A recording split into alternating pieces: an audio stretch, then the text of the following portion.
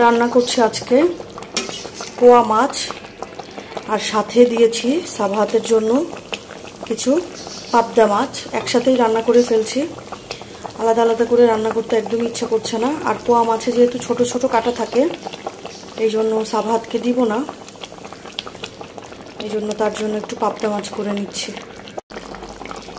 হয়ে গেছে মাছ রান্নাটা, তো এখন সাবাহাতকে খাইয়ে দিব। মাশাআল্লাহ, খুব সুন্দর একটা কালার এসেছে।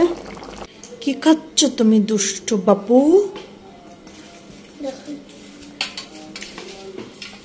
একটু ঝোল পেয়েছো? ঘোলা তেল।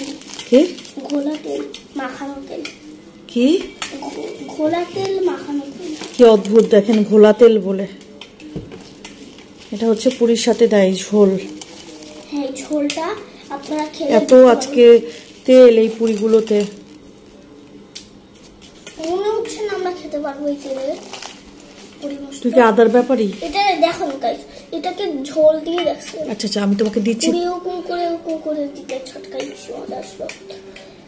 তো এটাকে প্রথমে আপনারা খাওয়ার জন্য আদার ব্যাপারই, আপনারা কি আদার ব্যাপারই দেখতে চান? এটাকে খাওয়ার জন্য মিক্স করবেন আগে, তারপরে পানি দিবেন একটু, এই হলো হয়ে গেল। আর ঝোলের কালারটা এরকম। পানি দিবে কিসের জন্য? এই পানির মতন পানি, এই যে পানি সামান্য তোমাকে বলছে পাগল। বা ডাল দিয়ে দিবেন, মাছ আপনি যেটা মতে সেই পানিটাই আপনি দিতে পারেন, খারাপ পানিও দিতে পারেন। আর আপনি যে চাইলে প্লেন পানি দিতে পারেন, কারণ এটার মধ্যে প্লেন পানি একদম। এরকম দুষ্টু পাগল কার কার বাসায় আছে অবশ্যই কমেন্ট করে জানাবেন। পানিও দিতে পারবেন, ফ্রেশ পানি একটু দিয়েন, কারণ গন্ধ পানির সাথে ফ্রেশ পানি দিলে আর একটু মজা লাগবে। এই তেল অত মজা যে বুঝতে পারবেন না। বাইরের এখান থেকেও আপনার খাবারটা বেশি মজা হবে, এটার খাবার রেসিপিটা।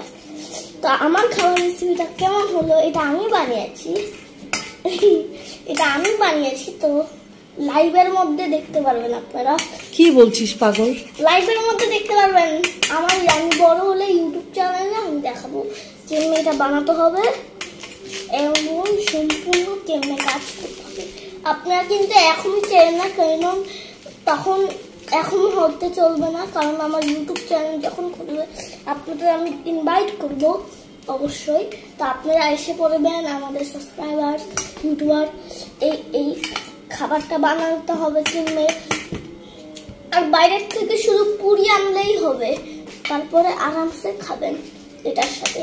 এটার কিন্তু কম কিছু না, অল্প একটু জিনিস। এখন অল্প একটু বললাম, পরে আবার ঘষিয়ে মাখিয়ে একদম ভালো।